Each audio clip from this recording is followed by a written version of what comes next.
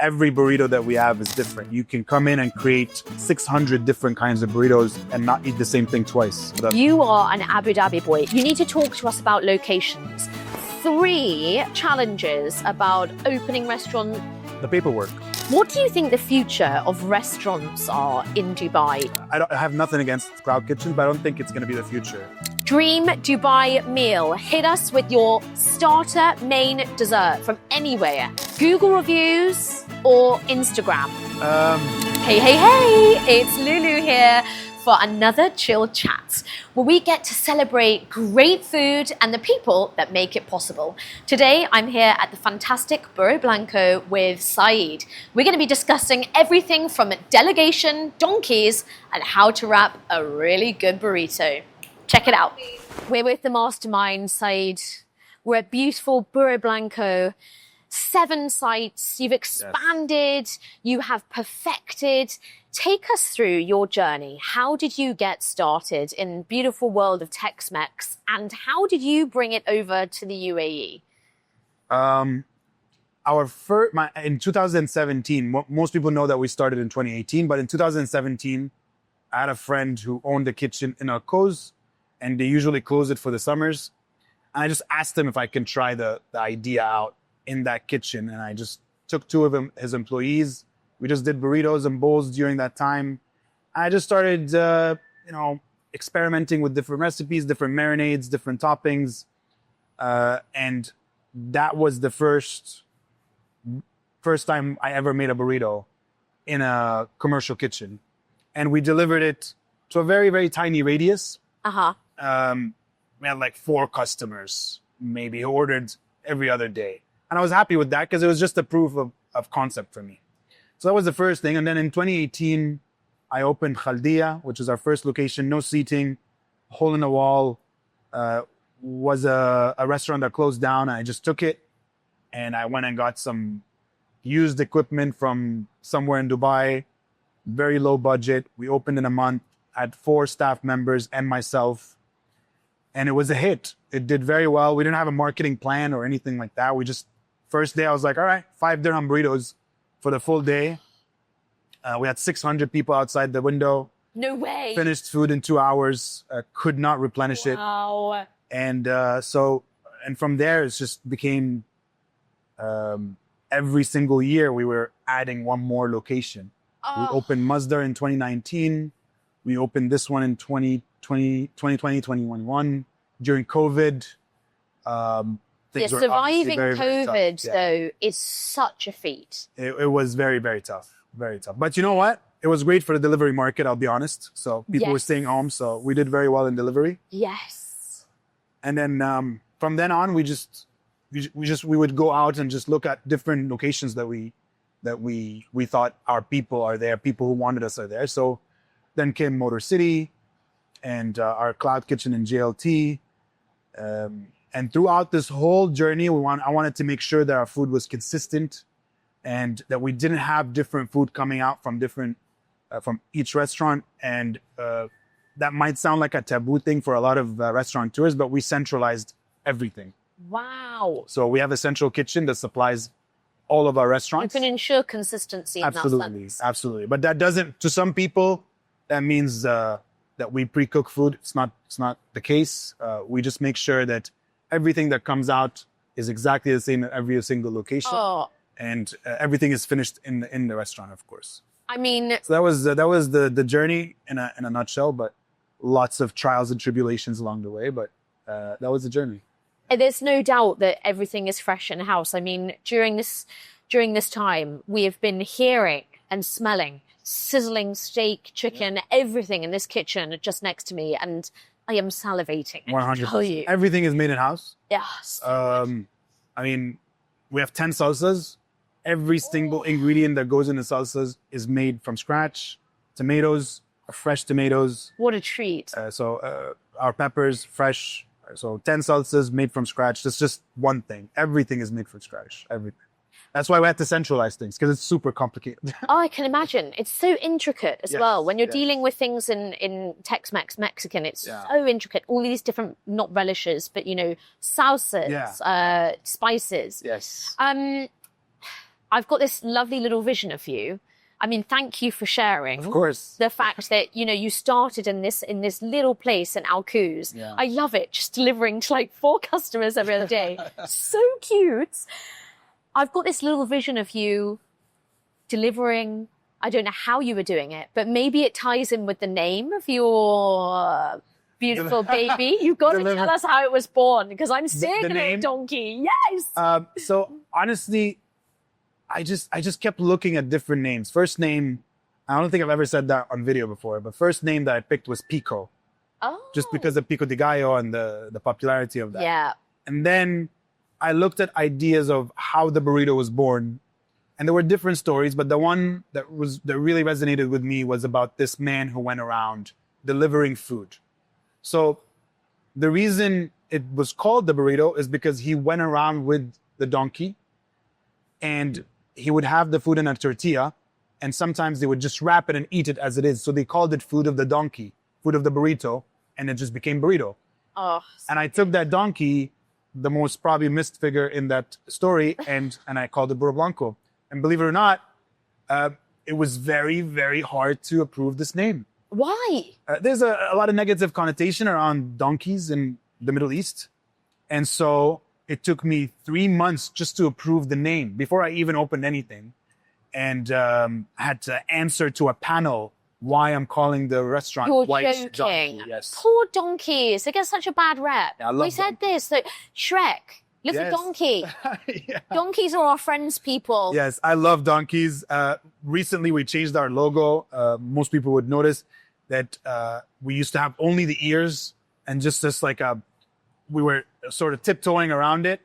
Now we've got the face. full donkey. Baby. We've got the So face. we've gone full donkey now. I love it. You're It's gonna good, see isn't this in every location now. Yeah, I I really love donkeys. like this. Love donkeys. It's One so day sweet. I'm gonna have my own donkey. And what's your donkey going to be called? Burro. Burro. That's it. Donkey. Hey. That's Then it. you have a restaurant mascot. I quite like this. Yeah. I like this. Yes, absolutely. You're not going to ride the donkey, though.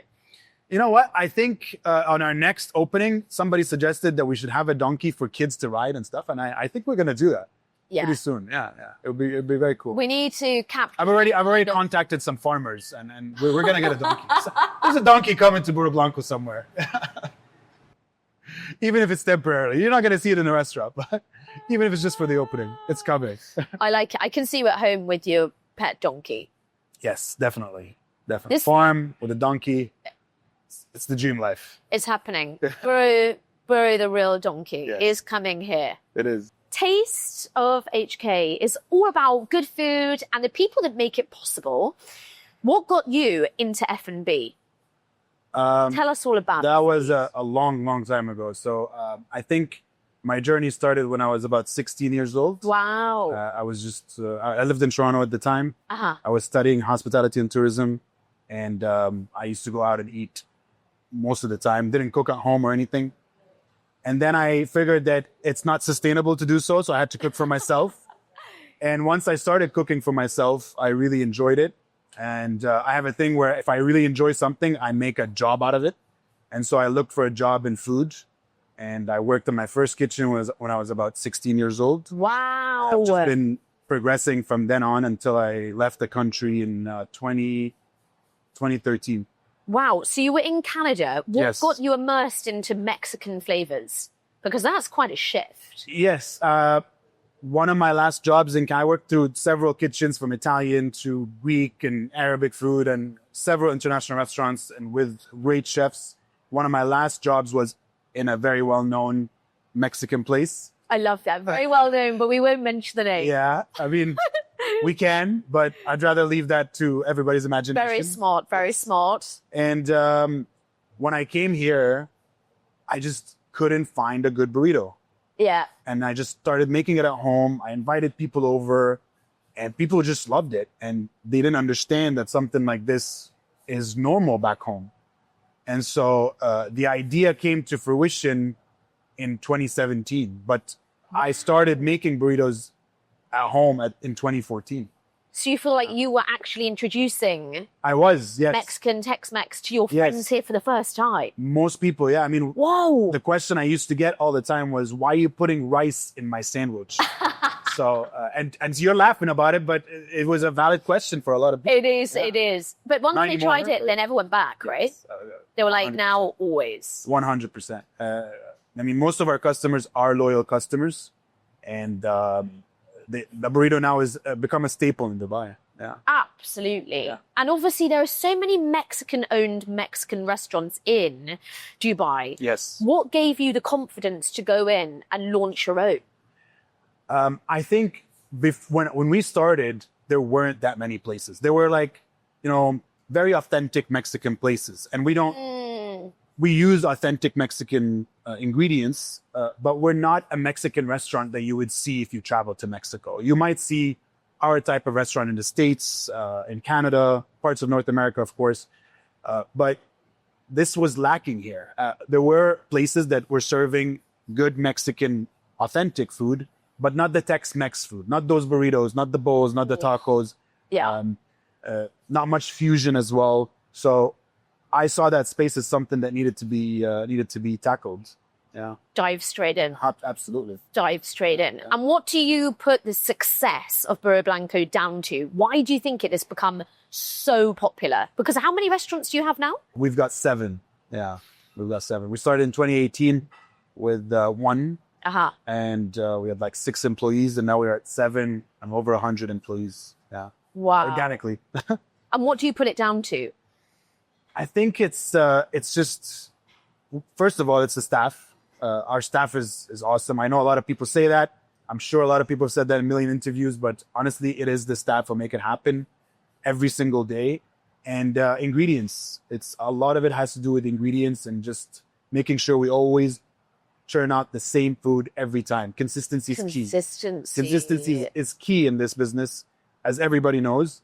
And with burritos, it's even so much so because every burrito has so many ingredients, and you have to make sure that every single one of them is done right every single time. Yeah, it's a complexity of flavors. I think that's what I love about Mexican cuisine. I mean, so many different ingredients go into a burrito or a bowl or a taco, and balancing those ingredients together, I think, is key to a good burrito, even if you're making one at home. Yeah. And your staff here are incredible. From the second we walked in, smiley faces. Yes, absolutely. You kind of feel like you walked into like home from home. Yes, and they love their jobs. I think, at least I think so. And it's like that in every single restaurant. I mean, they love what they do. We really take care of them. They take care of us, and it's a relationship that we have with them. Oh, shout out to great staff. Shout 100%. Out 100. Yes. Every Mexican has something really special about them. Like every Mexican joint here, either it's their tacos, their guac, their burrito. What is your most ordered item on the menu? What's Burro Blanco's USP? Burritos. We're a burrito joint. I mean, when we started, it was just we were just doing burritos. That was my focus, is to make a really good burrito. It's such a staple. It is, like a good burrito. 100%. I mean, just like you go out and find a good burger, you want to go out and find a good burrito. And the difference here is that every burrito that we have is different. You can come in and create 600 different kinds of burritos and not eat the same thing twice. Wow. So the burrito is our most popular, definitely. And it's a custom burrito. We have a lot of signatures, but our custom burritos are the highest selling. Whether it's dine-in or delivery. Yeah. I know what I'll be doing at lunch. Yes. What's the most popular burrito on the menu that's just like a standard one that because obviously you've got great taste buds, so you must have put some things together purposefully that you know are going to work, flavors together. What's your go-to? My go-to is the El Jefe. So I actually created this burrito for myself. Because I like to put chicken and beef in one burrito. Oh. And some people might find that revolting, but I love it. And so I put it on the menu, and it's become super popular. Yeah. Another one is our SoCal burrito. So this one is tough to find in many burrito joints, but instead of rice, we put fries. And I know it's a calorie. I've never tried that. It's a lot of calories, but you know what? It it takes you somewhere. It's really, really good. It's very good. Fries in a burrito? Yes, That's next absolutely. level. So this is a California thing, and so we called it SoCal, and it's super popular. Yeah, because you're from the other side of the water. Yeah. You actually probably have so many different influences from different states. Yes. Which actually so many people don't realize, I find, about good Tex-Mex. Yes. Good Tex-Mex. Nice. Is a lot of it has to do with fusion, putting things together that are from different parts of the States itself and Mexico. So, cool. Okay, and big question. This is a very big one for Dubai specifically. Yeah. Google reviews or Instagram? What's more important for your business to succeed? Google reviews. 100%. Google reviews. 100%. I mean, if you're looking for a Mexican joint, let's say you write best burrito in Dubai, you're not going to write that on Instagram. I don't know. I don't think so. You write that on Google. And our ratings have been great so far. You have consistently over 4.5 always. How do you ensure that? Because that is not easy to do here. It's not. Especially with so much competition. Yes. I think, again, our staff really do care about every single order that goes out. One of the things that I do is I look at, because we have bad reviews for sure. I mean, we drop the ball sometimes, and we don't just say sorry. I usually handle this stuff personally, so I would go in and reply to every review. Wow. Sometimes email the customers, and we do something special for them. And it's not just about compensation. I know most people or most businesses talk about compensating them or giving a refund. It's really about understanding where we went wrong and correcting that for them and for the future. And so usually we take service recovery very, very seriously. What a lovely personal touch. Yes, absolutely. That's 100%. so It's very, very important for us. That's so nice. Also, you can't say that you dropped the ball. That's not fair. Sometimes people have Sometimes bad things days. happen. Yeah. You always see a Karen on social media. Let's be honest, they exist. Yes, they do. Sometimes people just want to be a keyboard warrior and just take it out. Yes. I mean, you know it. We've had those moments where you just can't make people happy, and you have to accept that as a restaurateur.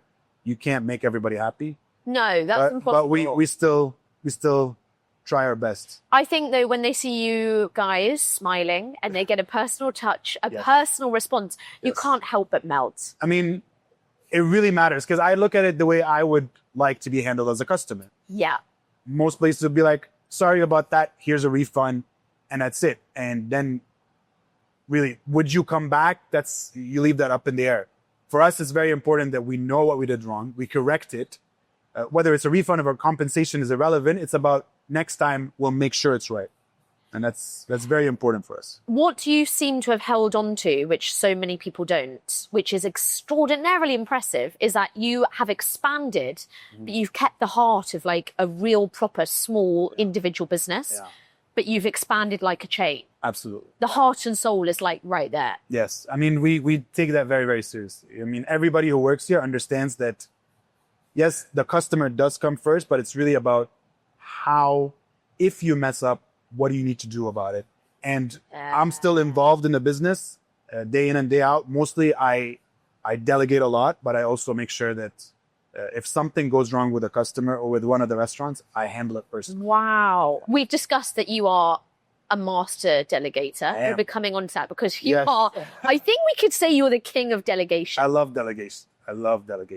I mean, it's a good skill. It might sound lazy, but I love that. No, not at all. I don't think so. I think it's being methodical. Yes. And very, very logistical in your business. Absolutely. 100%. Delegation is a key to success. So I need to pick your brain on that. But I also, actually, everyone needs to know this. You're an Abu Dhabi boy, really. Yes, I live in Abu Dhabi. You are an Abu Dhabi boy. You need to talk to us about locations. How did you pick your first location? And what would you recommend to people? How do you go about picking a location for your restaurant in Dubai? Well, our first location wasn't picked because of anything. It was a restaurant that was closing in Abu Dhabi. I was very low on budget, so I was like, this seems like a good location. And hole in the wall, no seating. And that worked very well for me because it was cheap at the time and it looked good. And so we took it. We just bought some, used equipment, and we opened in a month. So that's the first location. It wasn't much studying around it or research, but I think picking a location in Dubai or in Abu Dhabi or anywhere really is about understanding, first of all, who your customer is and whether there's a need for that where they live or where they work. And so we tend to do that every time we open a location. I would go to the area. I would see what's around. Is there a need for Mexican cuisine? Check. Is our demographic there? Check. And usually when those two are there, the last thing is whether the location is available or not. And if it is, then we go for it. And as someone that's spread across the map, if you could open in any location now next, for your next location in Dubai, where would you go? And would you ever expand to like the North Emirates? Yes, so I would love to be, we haven't really launched in a mall yet.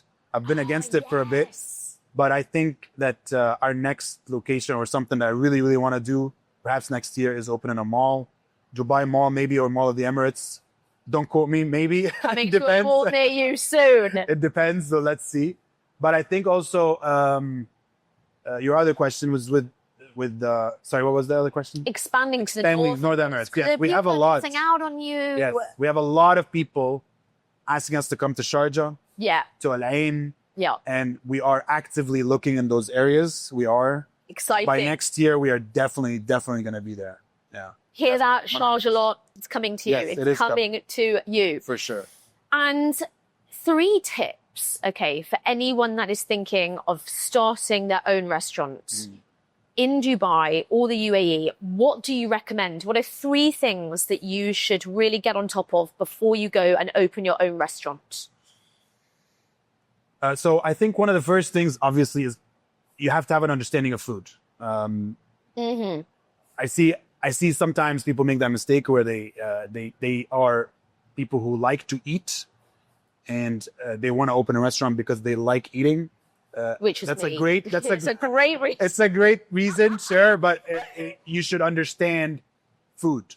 Okay. And understanding food means you understand ingredients, understand what works together, and just being an eater is not only that. You have to also be somebody who knows how to put ingredients together and make something that's unique. So an understanding of food, first of all.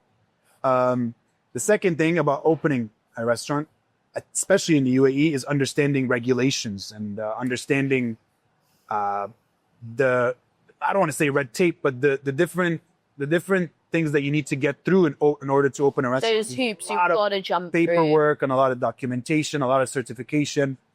And you really need to understand that very, very well because there's a lot of it. Not just in UAE, everywhere in the world. And the last thing, obviously, is understanding how to delegate.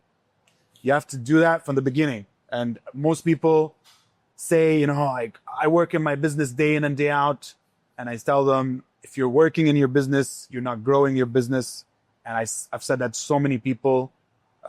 It's really important that you understand how to delegate. This is the best thing I've learned from you this morning. Honestly, a nugget of wisdom, guys. If you can walk away with anything today from this, delegation. It's a hat that you need to learn to wear. 100%. Business, right? Especially in restaurants. Especially in restaurants, because there's so much to do in a restaurant. Yes. I mean, from food to logistics to managing the staff to accounting to... There's so much to do. So much. The hospitality side of it, all marketing. Of it. Oh my God. It's a never-ending thing. And if you're involved in every single thing, it'll kill you. It will kill your business. And again, it's one of those businesses where if you're working in your business, if you're on the line or on the cooking as well, if you're cashiering, if you're doing your daily sales and accounting, if you're doing marketing and all that, you have no time to actually think about the next steps of your business.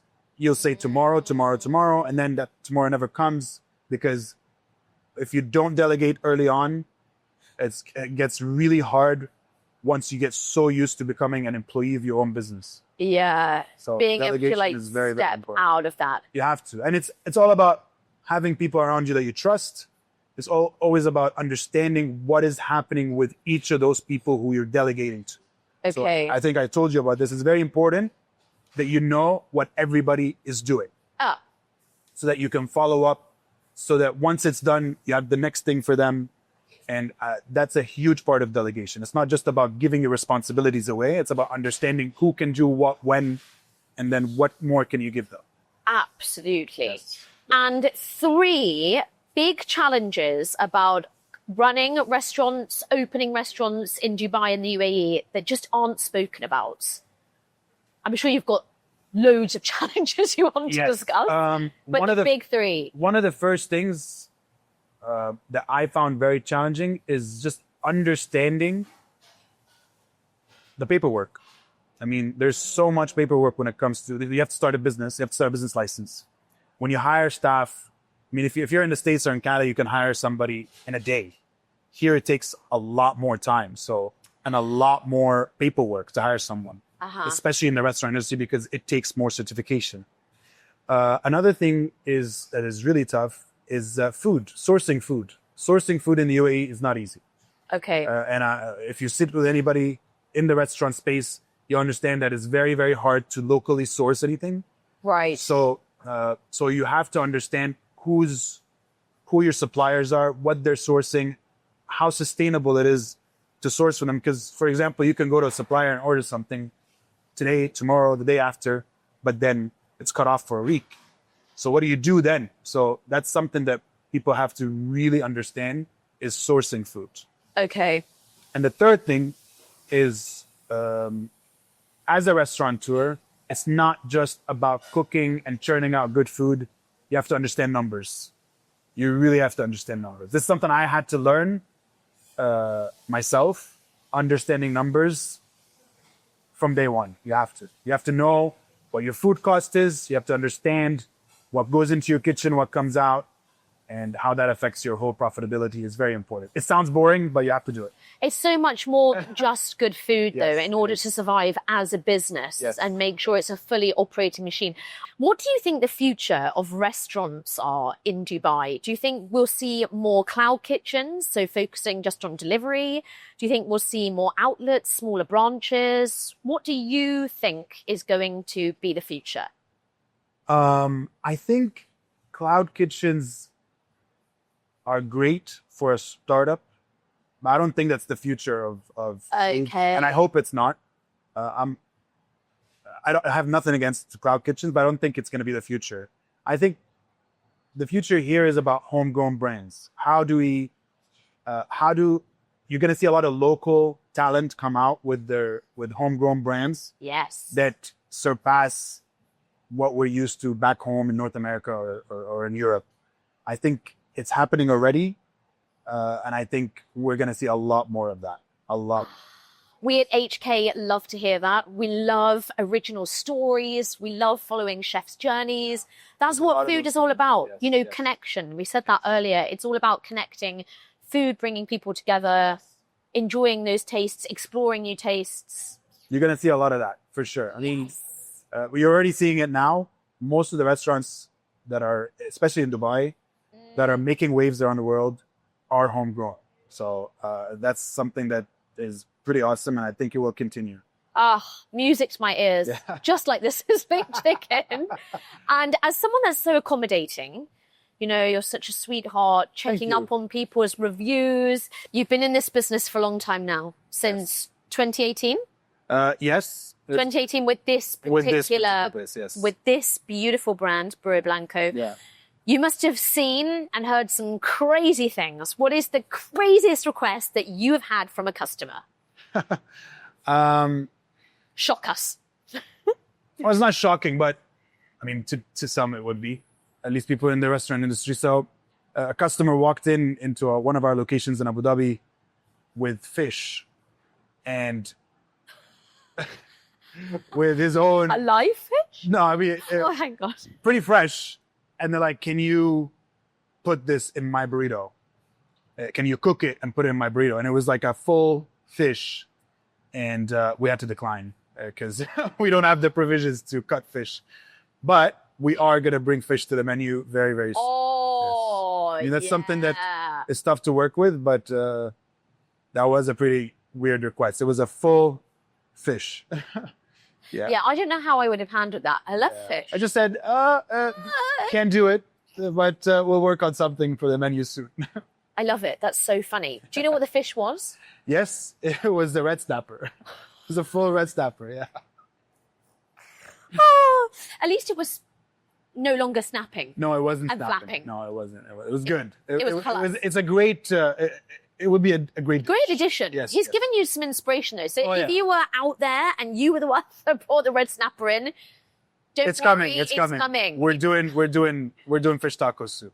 Oh yes. Oh, I'm so pleased to hear that. You need to bring that into the name. That's the final element. Or something. It's one thing that we're missing. We've got the vegans and we've got the carnivores. Everybody's happy except the pescatarians. People love fish. We're coming. Don't worry. We're coming. We're coming for you. Yes. We are coming for you. Yes. Okay, and the biggest, most important question. Yes. Okay, are you ready, Saeed? Dream Dubai meal. Hit us with your starter, main, dessert from anywhere. Anywhere. Well, I don't eat out too much, but the places I go to eat are places that are hidden in Burro Dubai or Karama. Perfect. So I love a place called Al Ustad. So I don't know if people know it, but it's a very well-known Persian restaurant. Oh, it's very, very old. Persian. I mean, the soup that they come out with, that's my starter. And then the meat is just amazing. Mm-hmm. Another place that I go to is Ravi. So again, classic. big fan of Ravi. So the what do you keema, have in there? Keema, amazing keema. Usually I get I can't remember the name of the chicken, but I usually go there with somebody who knows what to order. So those two places are the only places I can talk about. One more place is Ritaj in Abu Dhabi, not Dubai, but best Hyderabad biryani. I'm not a dessert person, so those are my starters and my mains for sure. You got to come with us at one dessert though. There must be something you go to if you're one dessert fancying just a little sweet finish, a sweet treat. You know what? It sounds biased, but I'll have our dessert, which is the arroz con leche. It's a dish that actually is both Mexican and Egyptian, which is where I'm from. And so, what a fusion! Yeah, it's an amazing, simple dish, available in many cultures. Not too sweet. It's rice pudding basically, and you can't go wrong. So perfect. I would say arroz con leche at Burro Blanco. There you have it, the dream Dubai meal. Yes. Beautiful. Yeah. Well, thank you so much for sharing your amazing story with us. Thank you. Thank you for having me. I say it's time to eat. Yes, definitely. Let's go try some stuff. Let's go.